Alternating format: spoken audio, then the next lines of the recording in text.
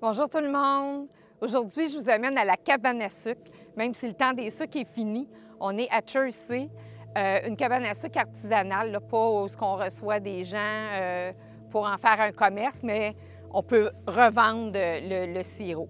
Alors, pour faire la visite, un point de rencontre qui va être simple, le 956 des plages, c'est le propriétaire de l'endroit. Il vous permet de vous stationner pour aller faire la visite. Les vendeurs nous ont laissé la clé de la cabane à la boîte à clés ici au garage du 956 si jamais vous venez avec un courtier. Il y a la portion du terrain ici, bien, une légère portion qui va être avec la propriété, là, qui va s'en aller avec la propriété. On va séparer les lots pour agrandir le terrain de cette propriété-là. Donc, derrière la maison, il y a des sentiers qui sont faits là, sur la terre là, qui est vraiment grande. On a pratiquement 1 kilomètre jusqu'à l'autre bout. Donc, notre petit sentier qui s'en va à nos tuyaux bleus qu'on voit au fond. Et puis, ici, on a des bornes d'arpenteurs parce que, en fait, c'est 8 lots qui sont à vendre. Un lot qui est forestier. J'ai 4 lots, dont 2 qui sont sur le bord de l'eau. On ira voir tantôt. Il y avait une rue qui avait été projetée parce que là, on est sur la rue de la plage, mais on a la rue du parc aussi complètement à l'autre bout. Et anciennement, on croyait qu'il y aurait une rue qui passerait ici, là. Fait que c'est délimité un peu là, avec les bornes. Il faudrait qu'il se passe quelque chose d'extraordinaire, je crois, pour qu'il y ait une rue ici. Donc, on voit un petit peu plus de proche là, nos tubes bleus qui ramassent le sirop. Les vendeurs, ça fait 3 ans qu'ils ne font pas de sirop, donc ils sont en état, mais il faut quand même les vérifier. C'est bon un certain nombre d'années. Alors, bienvenue à la cabane à sucre. Alors, vous voyez que c'est une cabane à sucre de fortune. Elle est solide, il n'y a pas de problème avec ça, mais c'est pas quelque chose que... C'est une inclusion dans la vente. On vend un terrain, puis la cabane est incluse. C'est pas une propriété qu'on vend avec un terrain, donc... c'est sûr que c'est pas isolé et puis on n'a pas le chauffage, part que le poêle à bois, bien sûr, mais on n'a pas d'électricité, on n'a pas d'eau courante. C'est vraiment une cabane dans le bois pour faire du sirop artisanal. Fait qu'on va rentrer. Une belle terrasse ici qui a été ajoutée. Les vendeurs se disaient que c'était ici le point du soleil, donc quand ils viennent faire le sirop, ils arrivent ici, ils s'installent, ils s'en mitoufent, puis ils profitent du soleil. Et nos réservoirs sont ici. Alors, notre arrivée des tuyaux est ici. J'avais envie d'avoir l'air savante, fait que j'ai pris des notes. J'ai emmené mon petit cahier de notes pour bien vous expliquer les choses. Mais l'eau d'érable arrive ici. C'est sûr qu'on doit l'envoyer plus haut, donc il faut la pomper. On n'a pas d'électricité, alors ça nous prend une génératrice. Derrière, notre cabane à bois, notre abri à bois. Puis, comme vous avez vu, là, il y a des arbres partout. Ils ne sont pas toutes prêtes à être bûchées, mais plusieurs peuvent l'être. On peut récupérer le bois.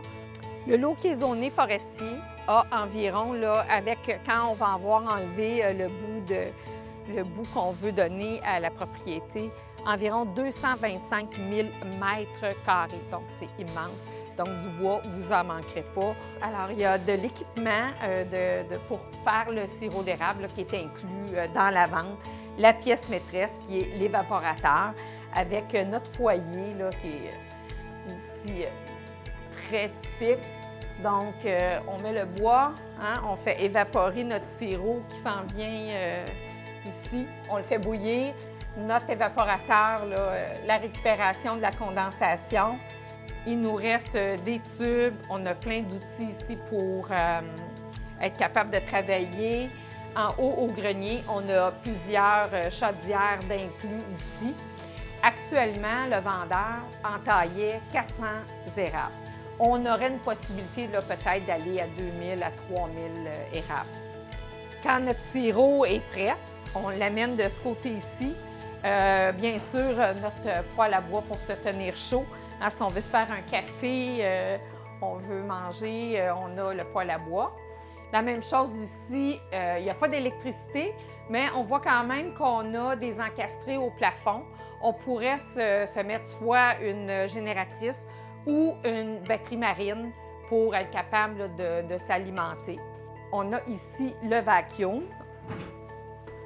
Le vacuum va à l'extérieur, c'est ce qui donne une pression là, pour faire entrer, c'est un vide là, qui fait entrer l'eau d'érable dans la cabane. Alors, en fait, même si c'est artisanal, on est quand même bien équipé, puis on est vraiment capable de faire puis de produire.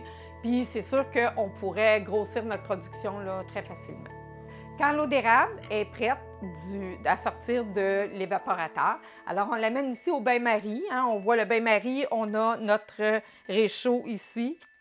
Comme vous voyez, nos inclusions, la vaisselle, hein, tout enveloppé parce que c'est sûr que ce n'est pas une maison qui est hermétique. Donc, ça arrive des fois l'hiver qu'on a des petits visiteurs, on est prudent. La sertisseuse, comme je vous disais, qui reste là. Puis, un cadeau, je pense qu'il va être bien important si jamais vous achetez, vous n'êtes pas un professionnel comme moi. Le cahier pour faire de l'acériculture par excellence. Il y a des formations qui se donnent. C'est gouvernemental. Je sais qu'ils s'en donnent à Mirabel. C'est vraiment pas dispendieux. La réserve de bois pour amener et pour fournir, là, pour faire chauffer le poêle de l'évaporateur. Alors, on en a proche. D'ici, on a une très belle vue sur le lac, une meilleure vue sur le lac. En fait, c'était pas un lac avant, c'est devenu un lac. On voit qu'on a des castors qui travaillent fort sur le lac.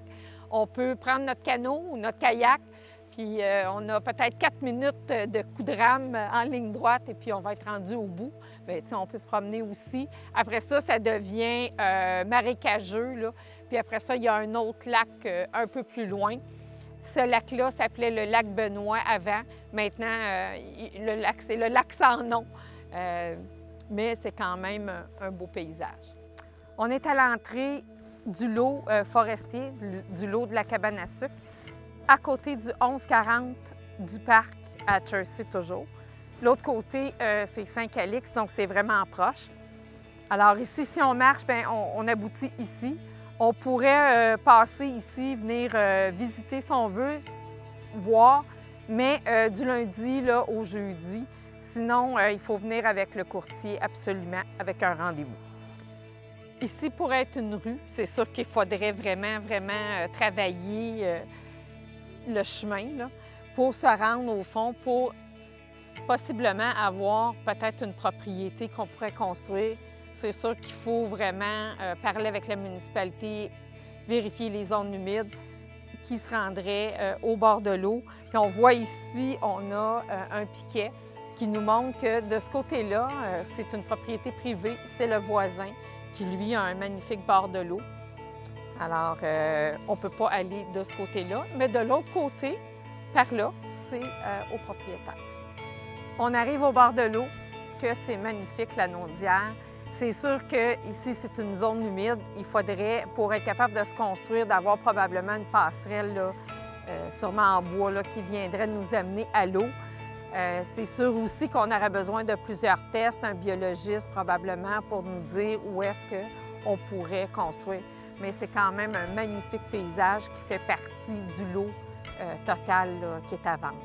Quelle magnifique opportunité! Il y a de tout dans ce package deal. On vous offre une cabane à sucre, on vous offre la nature, des boisés, des sentiers, des activités sportives, un bord de l'eau, un paysage sublime. Qu'est-ce qu'on peut demander de plus? Bien, je pense qu'il n'y a pas grand-chose. Textez-moi, appelez-moi pour visiter, pour voir. Je vous le dis, ça va partir vraiment rapidement. C'est quelque chose de rare sur le marché, un petit bijou.